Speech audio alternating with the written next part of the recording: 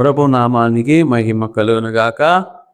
ఈరోజు మట్టల ఆదివారము సందర్భముగా యేసు ప్రభువు ఈ భూమి మీదకి వచ్చిన తర్వాత ప్రభువుని ఈ రీతిగా యెరూషలేము పట్టణంలోనికి వచ్చినప్పుడు ప్రభువుని గణపరుస్తారని ముందుగానే జకరియా అన్నటువంటి ఒక భక్తుడు, జకరియా యొక్క ప్రవక్త ముందుగానే ప్రవచించి చెప్పాడు.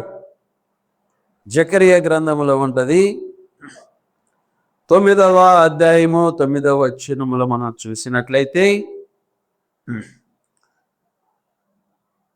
ఈ యొక్క ప్రవర్త అయినటువంటి జకరియా 9వ అధ్యాయము 9వ వచనములో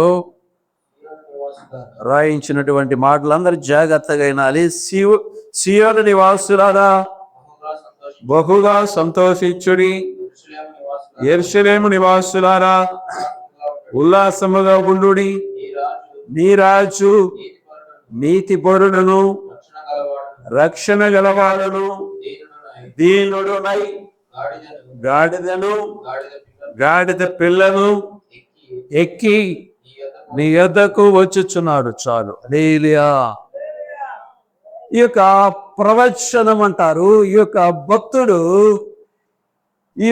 భక్తుడు ముందుగానే యేసు ప్రభు పుట్టక ముందుగానే ఈ యొక్క మాటలను రాయించాడు. ఇదిగో యేసుక్రీస్తు ప్రభువు లోక రక్షకుడు, ఆయన నీతిమంతుడు, రక్షకుడు, దీనుడై గాడిద పిల్ల మీద ఎక్కి యెరూషలేము యూదులలోనికి ఆయన వస్తాడు అని ముందుగానే ఈ భక్తుని ద్వారా దేవాతి దేవుడు రాయించాడు ఈ మాటలు. అందరు నాకు వెళ్ళి చూడాలి. ఏమంటున్నారంటే, ఇదిగో సియోను నివాసులారా బహుగా సంతోషించండి. ఏమంటున్నాడు? సియోను నివాసులారా బహుగా సంతోషించండి, యెరూషలేము నివాసులారా ఉల్లాసముగా ఉండండి. నీ రాజు నీతి పరులను రక్షణ గలవాడును దీనుడై తగ్గించుకొని ఇదిగో గాడిద పిల్లయు మీద ఆయన ఎక్కి నీ యొద్దకు వచ్చుచున్నాడు అంటూ ఉన్నాడండి. హల్లెలూయా. అక్కడ సియోను నివాసులకు తెలియపరుస్తున్నాడు. యెరూషలేము నివాసులందరికీ చెబుతున్నటువంటి మాట ఏమిటంటే, మీరు సంతోషించండి, ఉత్సాహించండి, ఉత్సాహముతో ఉండండి. మీ రాజు రాబోతూ ఉన్నాడు భూమి మీదకి. ఎప్పుడు? యేసు ప్రభు రాకముందు, యేసు ప్రభు పుట్టక ముందే ఈ ప్రవచనము జకరియా ప్రవర్త ద్వారా దేవాది దేవుడు మాట్లాడి రాయించినటువంటి మాటలు ఇవి. గమనించుదాం. యేసు ప్రభు రాకముందే కొన్ని వందల సంవత్సరాలకి ముందుగానే దేవుడు యొక్క భక్తుని ద్వారా రాయించాడని మాటలు. అమ్మాయి గమ్ముగండాలి అన్న, నాకు వెళ్ళి చూడాలి.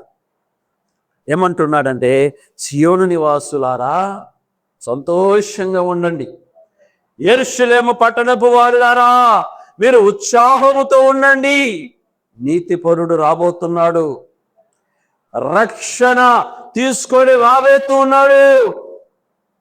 ఆయన దీనుడై తగ్గించుకొని గాడిద మీద ఎక్కి రాబోతున్నాడు అని ముందుగానే ఈ భక్తుడు తెలియపరిచాడు. యేసుప్రభు పుట్టక ముందే కొన్ని వందల సంవత్సరాల క్రితమే ముందుగానే తెలియపరిచాడండి. హల్లెలూయా. ఈ యొక్క సంతోషం అనేటటువంటి వార్త మనకు కూడా అనేక విషయాల్లో మనము సంతోషంగా ఉండాలంటే అనేక విషయాల్లో సంతోషంగా ఉంటాం. తప్పిపోయినది దొరికింది అనుకోండి, 99 గొర్రెలు ఉన్నాయి, 99 గొర్రెలు ఒక గొర్రె తప్పిపోయినది అనుకోండి, అది మనకి తిరిగి దొరికితే మనకి సంతోషం వచ్చింది. అవునా కదా? పోగొట్టుకున్నది దొరికినప్పుడు సంతోషం అనేది వస్తుంది.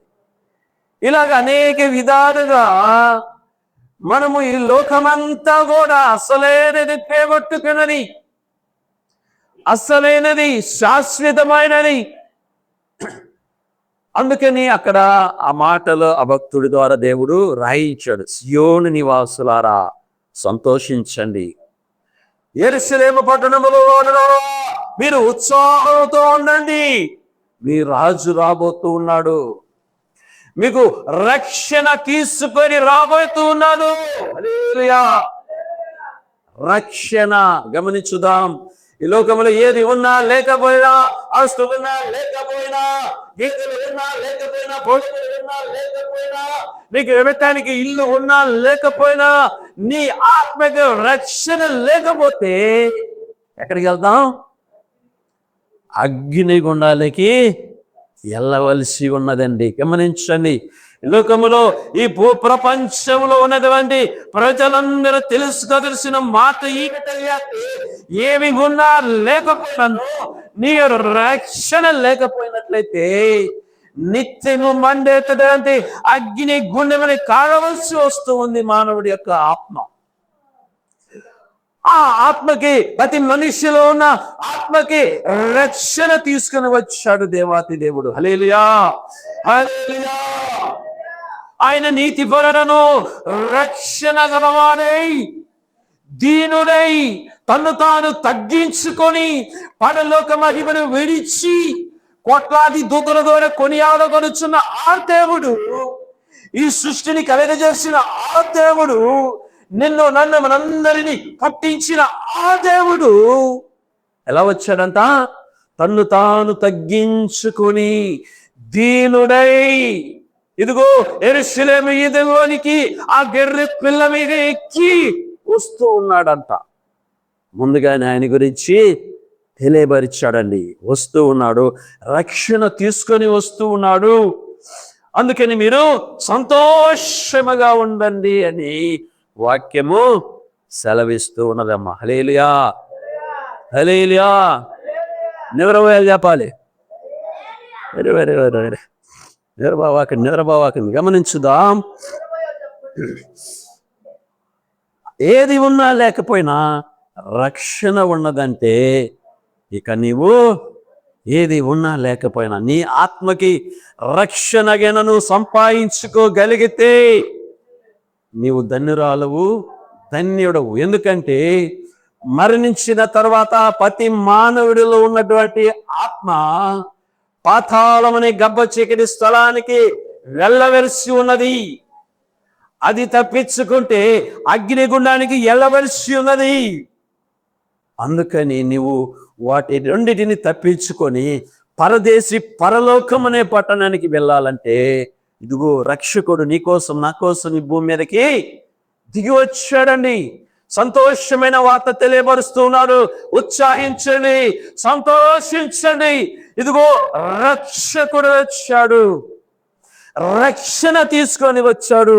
తను తాను తగ్గించుకొని గాడిద పిల్ల మీద ఎక్కి వచ్చాడని తెలియపరుస్తుంది వాక్యము. అలాగే కీర్తనల గ్రంథం 149వ అధ్యాయం 2వ వచనంలో చూసినట్లయితే, ఇశ్రాయేలీయులు తమ్మును పుట్టించిన వానిని బట్టి సంతోషించుదురుగాక.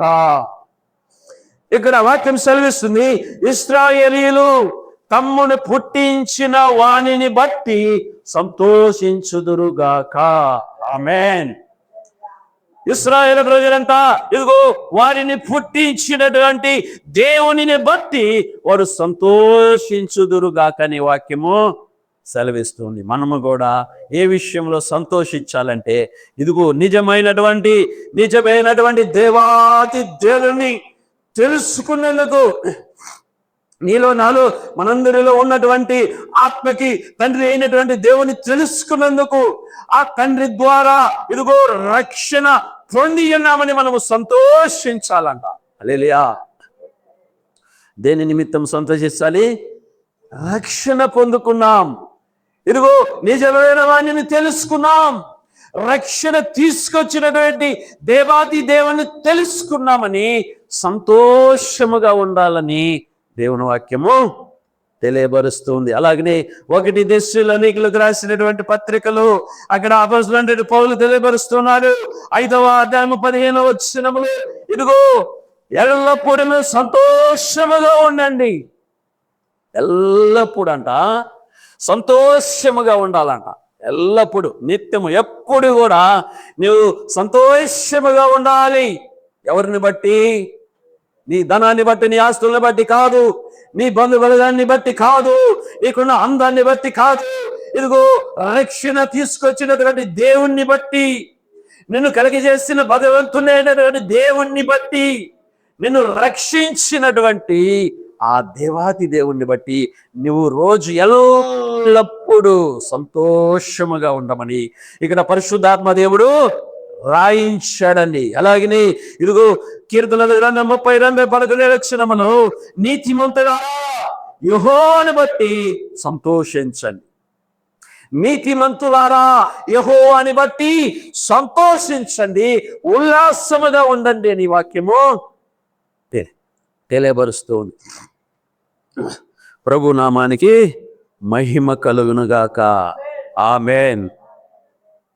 నీతిమంతులారా ఇదిగో సంతోషముగా ఉండండి, ఉత్సాహముగా ఉండండి అని ఇక్కడ వాక్యము సెలవిస్తుంది. ఎవరిని బట్టి? దేవుణ్ణి బట్టి. దేవాది దేవుణ్ణి తెలుసుకున్న విధానతను బట్టి ఆయన రక్షణ తీసుకొని వచ్చాడు. దీనుడై తను తాను తగ్గించుకొని యెరూషలేము వీధుల్లో ఇదిగో ఆ యొక్క గాడిద పిల్ల మీద ఎక్కి వెళుతూ ఉంటే అందరూ కూడా సంతోషముగా ఉన్నారంట. హల్లెలూయా, హల్లెలూయా. మనము కూడా మన ఊరికి ఎవరన్నా వస్తా ఉన్నారనుకోండి, ఎంత సంతోషమో. ఒక ఎమ్మెల్యే వస్తున్నాడన్నా, ఒక ఎంపీ, ఒక సీఎం, ఒక ప్రధానమంత్రి వస్తున్నాడన్నా ఎక్కడ లేని సంతోషముగా ఎదురు చూస్తామండి. ఆ కాలంలో యేసు ప్రభు వచ్చిన తర్వాత ఇదిగో యెరూషలేము అనే పట్టణం పెద్ద సిటీ. ఆ పట్టణానికి యేసు ప్రభు రాబోతూ ఉన్నాడని తెలిసి జనాలందరూ కూడా గుంపులు గుంపులుగా తండోలుగా యెరూషలేము పట్టణానికి వచ్చారంట. యెరూషలేము పట్టణానికి వచ్చినాక యేసు ప్రభు ఇక బయలుదేరి వచ్చి ఉన్నాడు. లూకా సువార్తలో మనము చూద్దాం.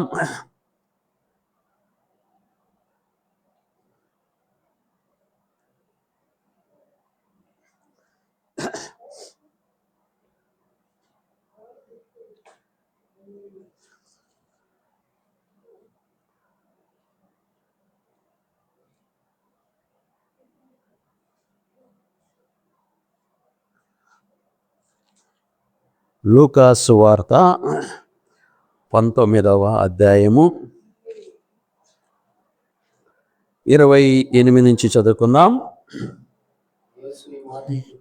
అందరు జాగ్రత్తగానండి. యేసు ఈ మాటలు చెప్పి యెరూషలేమునకు వెళ్ళవలెనని ముందు సాగిపోయెను.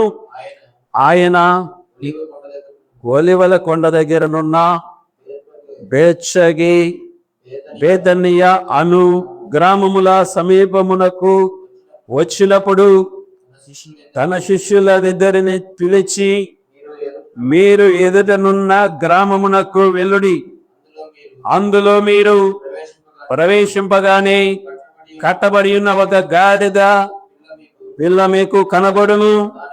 దాని మీద ఏ మనుష్యులను ఎన్నడను కూర్చుండలేదు. దానిని విప్పి తోలుకొని రండి. ఎవడైనను మీరెందుకు దీన్ని ఇప్పుచున్నారని మిమ్మల్ని అడిగిన ఎడల ఇది ప్రభువునకు కావలసినదని అతనితో చెప్పుడనెను. చెప్పి వారిని పంపెను. చాలు. హల్లెలూయా.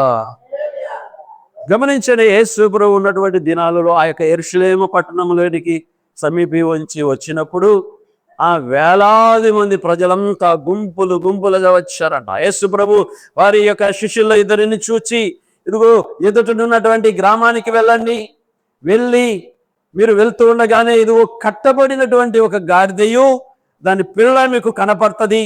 వాటిని ఇప్పి తోలుకొని రండి. ఒకవేళ వాటిని ఇప్పుతూ ఉంటే వాటి యజమానుడు వచ్చి ఏమిటి మీరు చేస్తున్న పనిని అడిగితే అవి ప్రభువుకి కావాలని చెప్పండి, అతడు వదిలేస్తాడని చెప్పినప్పుడు, అలాగనే ఆయన తన శిష్యులిద్దరు వెళ్ళి ఎదుటుగా వెళుతూ ఉండగా ఆ యొక్క గ్రామం వచ్చింది. ఆ గ్రామము సమీపంలోకి వెళ్ళగా కట్టబడి ఉన్నటువంటి ఒక గాడిద పిల్లయు కనపడ్డారు ప్రభువు చెప్పినట్లుగా. వాటిని ఈపుచ్చుండగా వాటి యజమానుడు వచ్చి, ఏమిటి మీరు చేస్తున్నటువంటి పని అని అడిగినప్పుడు వారన్నారు, ఇగో ప్రభువు తీసుకురమ్మను, ప్రభువుకు కావాలంట తీసుకుని రమ్మని అని చెప్పగా ఆ యజమానుడు ఏమనలేదు, సరేనని తీసుకుపోన్నాను.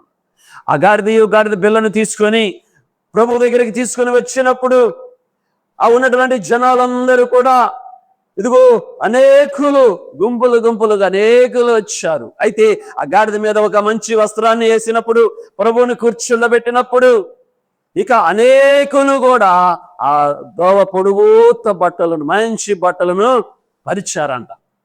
ఇక అనేకులైతే ఖర్జూరపు మట్టలను తీసుకొని వచ్చారు, ఈత మట్టలను తీసుకొని వచ్చి ఇదిగో ప్రభువుని స్తుతిస్తూ గణపరుస్తూ ప్రభువుకి జయము జయము జయమని కేకలు వేయటము ప్రారంభించాడు. ప్రభువుని సంతోషపరుస్తూ ఉన్నారంట. హల్లెలూయా.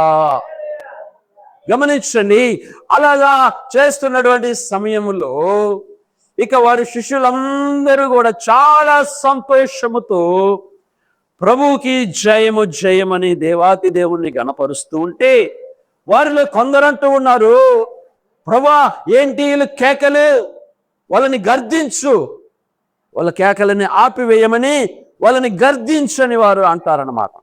ప్రభు అంటాడు, ఇదిగో వారి నోరులు ఆకిన వెడలా ఈ రాళ్ళే కేకలేస్తాయి అన్నాడు. హల్లెలూయా.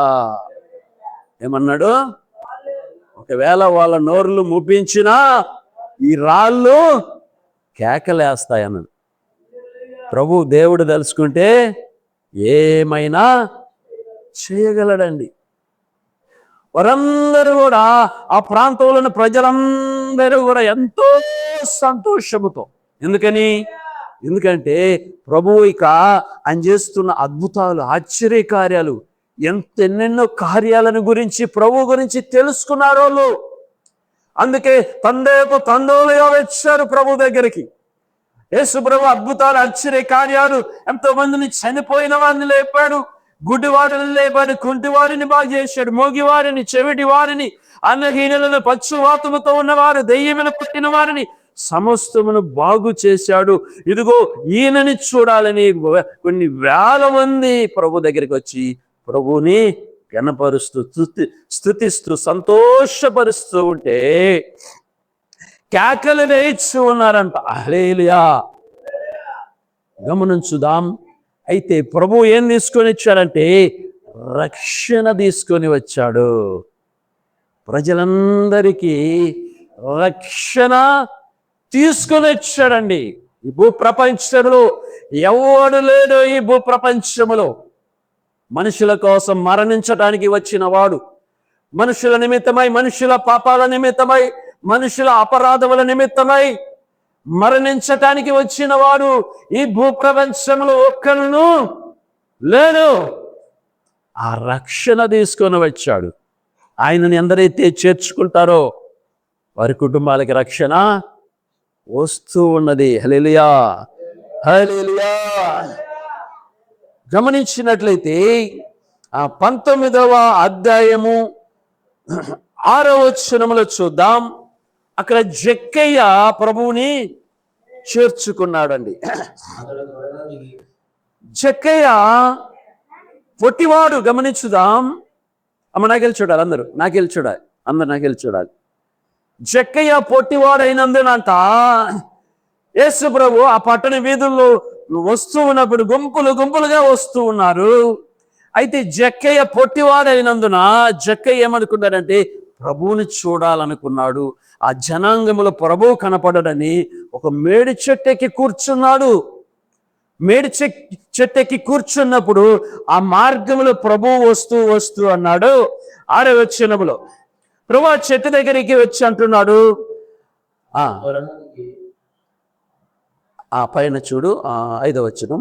యేసు ఆ చోటికి వచ్చినప్పుడు కన్నులెత్తి చూచి, జక్కయ్య త్వరగా దిగుము, నేను నీ ఇంట నుండవలసి ఉన్నదని అతనితో చెప్పగా అతడు త్వరగా దిగి సంతోషముతో ఆయనను చేర్చుకున్నాడు. హల్లెలూయా. చాలు.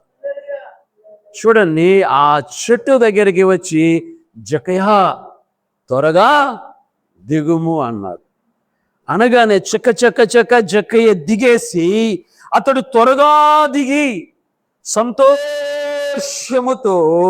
ప్రభువుని చేర్చుకున్నాడంట, ఇంటికి తీసుకెళ్ళాడండి.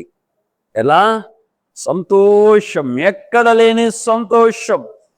ప్రభు నా ఇంటికి వస్తూ ఉన్నాడే అని చెప్పు దిగి సంతోషముతో ప్రభువుని చేర్చుకున్నాడు. అక్కడ 9వ వచనంలో చూసినట్లయితే, ఇతరును అబ్రహాము కుమారుడే, ఎందుకనగా నేడు ఈ ఇంటికి రక్షణ వచ్చి ఉన్నది. హల్లెలూయా. 10వ వచనంలో, నశించిన దానిని వెతికి రక్షించుట కొరకు మనిషి కుమారుడు వచ్చెనని అతనితో చెప్పెను. నశించిన దానిని వెతికి రక్షించడానికి వచ్చాడు దేవుడు. చూడండి, జక్కయ్య నశించిపోతూ ఉన్నాడు. పైకైతే బాగానే ఉన్నాడు, పైకైతే డబ్బు బాగా సంపాదించుకుంటూ ఉన్నాడు, కానీ ధనవంతుడని పేరు ఉంది, కానీ పాపాత్ముడని పేరు ఉంది, కానీ ఏమి లేదు, రక్షణ లేదు, రక్షణ లేదు. ఎప్పుడైతే ప్రభువు దర్శించాడో, ప్రభువుని సంతోషముతో చేర్చుకున్నాడో, ఏమొచ్చింది? ప్రభువుని బట్టి, ప్రభువుని చేర్చుకున్న దాన్ని బట్టి జక్కయ్య హృదయంలో మార్పు కలిగినది, మంచి మనసు వచ్చినది. అతను చేసిన పాపాలన్నీ ఒప్పుకున్నాడు, ఒప్పుకొని వాటన్నిటిని విడిచిపెడతాను ప్రభు అని ఒప్పుకున్నాడు. ఎవరి దగ్గర ఇదిగో అన్యాయంగా తీసుకున్నాను, 1కి 4 అంతలు ఇస్తాను ప్రభు అని ఇచ్చేశాడు. అంతేకాదు, ఉన్న ఆస్తిలో సగము పేదలకు ఇచ్చేస్తాను ప్రభు అని ఒప్పుకున్నాడు, ప్రభువుని చేర్చుకున్నాడు. కాబట్టి ఆ యొక్క జక్కయ్యకి ఏమొచ్చిందంటే రక్షణ వచ్చింది, రక్షణ వచ్చిందండి. రక్షణ ఎవరి ద్వారా? ఈ భూ ప్రపంచంలో రక్షణ ఎవరి ద్వారా లేదు, అది ప్రభు ద్వారానే. ప్రభు యొక్క పరిశుద్ధుడైన ప్రభువు పరిశుద్ధుడు, పరిశుద్ధ రక్తమును కార్చడానికి వచ్చాడు. ఆయన ప్రపంచ మానవులందరి నిమిత్తమై కల్వరి శిలువలో ప్రాణాలు అర్పించడానికి వచ్చాడు. ఆయన ద్వారా నీకు మోక్షవాదం, ఆయన ద్వారానే మోక్ష మార్గం, ఆయన ద్వారానే పరలోక రాజ్యం, ఆయన ద్వారానే నీ ఆత్మకు రక్షణ, కానీ ఇంకొకటి లేదండి. అందుకని ఈ యొక్క యేసు ప్రభు జక్కయ్యని దర్శించాడు. జక్కయ్యకి రక్షణ వచ్చేసింది, మనస్సు మారిపోయింది, అతని గుణం మారిపోయింది, అతని బుద్ధి మారిపోయింది, అతని చేసినవన్నీ ఒప్పుకున్నాడు, అన్నిటినీ విడిచిపెట్టేశాడు. హల్లెలూయా. ఎలా చేర్చుకున్నాడంటే సంతోషముతో చేర్చుకున్నాడండి. అందుకని భక్తుడు ముందుగానే అన్నాడు, ఇదిగో సియోను నివాసులారా బహుగా సంతోషించండి, బహుగా సంతోషించండి. యెరూషలేము నివాసులారా ఉల్లాసముగా ఉండండి. ఇదిగో నీతిపరుడును రక్షణ గలవాడును తగ్గించుకొని దీనుడై గాడిద మీద ఎక్కి వస్తూ ఉన్నాడు మీ దగ్గరికి, రక్షణ తీసుకొని వస్తూ ఉన్నాడు. మీరు సంతోషంగా ఉండమని ముందుగానే యేసు ప్రభువు రాకముందు 400 సంవత్సరాల క్రితమే ఇదిగో జక్కయ్య ప్రయత్న ద్వారా యేసు క్రీస్తుని గురించిన ఈ సువర్తమానము ప్రజలందరికీ తెలియపరిచాడండి. హల్లెలూయా, హల్లెలూయా. ప్రభువుని నమ్ముకున్నటువంటి మనందరం ఎలా ఉండాలి? సంతోషంగా ఉండాలి. రక్షణను బట్టి ఆస్తులు రాలేదని కాదు, కలిసి రాలేదని కాదు, గమనించండి. డబ్బు వస్తుందని కాదు, దీన్ని బట్టి సంతోషంగా ఉండాలి. రక్షణను పొందుకున్నాం, నిజమైన దేవుణ్ణి తెలుసుకున్నాం, నిజమైన దేవుడు నీ కోసం నా కోసం కలగలిసి ప్రాణాలు పెట్టాడు, రక్తమును కార్చాడు, నీకు బదులుగా ఆయన క్రయవరాన్ని కట్టేశాడు. నీవు పాతాళము నరకమనే అగ్నిగుణానికి వెళ్ళకుండా నీకు బదులుగా పరిశుద్ధ రక్తమును చిందించి ఆయన మనకి బదులుగా క్రయధనమును కట్టాడు, మనల్ని తప్పించాడు, విడిపించాడు. అందుని బట్టి మనకి రక్షణ అనేది వచ్చేసింది. అందుకని మనము సంతోషముగా ఉండాలంట.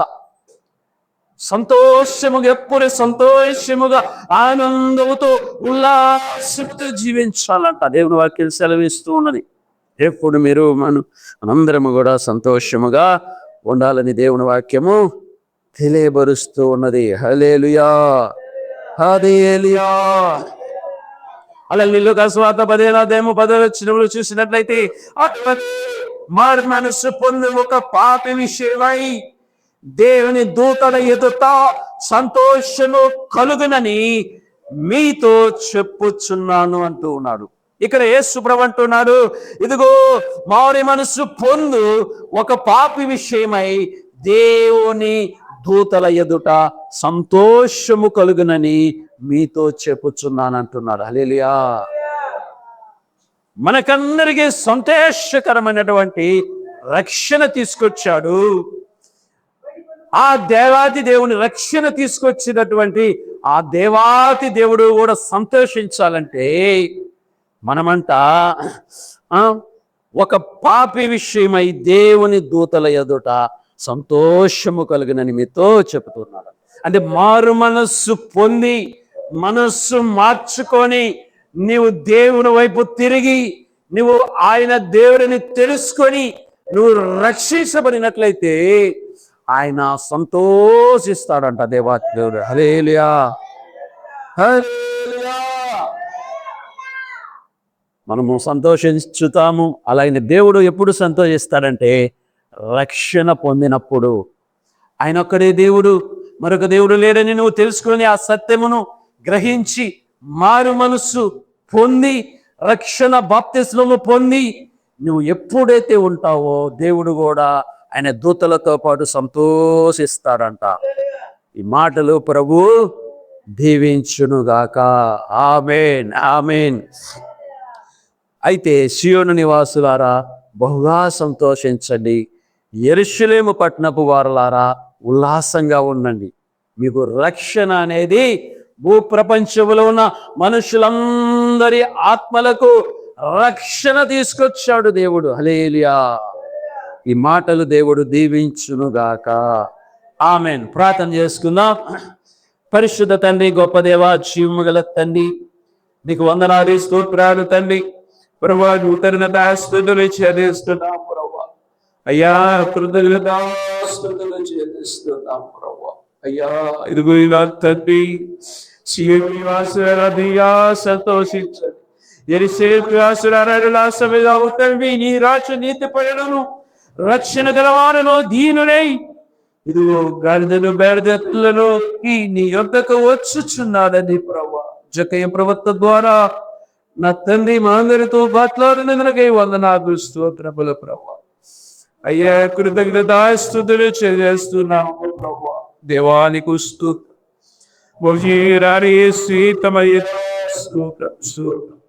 అందరికీ రక్షణ కలిగిన దేవా ఎవరైతే నాయన నమ్మక నమ్మిక ఉంచగా రక్షణ పొందగా రక్షణ విషయంలో నిర్లక్ష్యం చూస్తూ ఉన్నాడు ప్రభువా. అటువంటి బిడ్డలను మీరు దర్శించండి.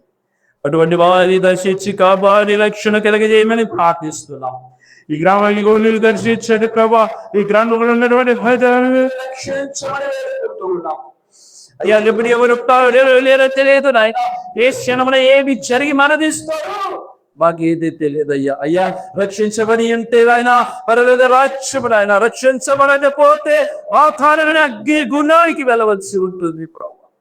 అయ్యా, జ్ఞాపకం చేసుకో ఈ గ్రామాన్ని, ఈ గ్రామంలో ఉన్నటువంటి అయ్యా ప్రతి కుటుంబాన్ని మీరు జ్ఞాపకం చేసుకుని రక్షించమని ప్రార్థన చేస్తున్నా. వందనాలు, స్తోత్రాలు, కృతజ్ఞతాస్తుతులు చెల్లిస్తున్నాయన యేసయ్య నామములో ప్రార్థించి వేడుకుంటున్నాం తండ్రి. ఆమేన్.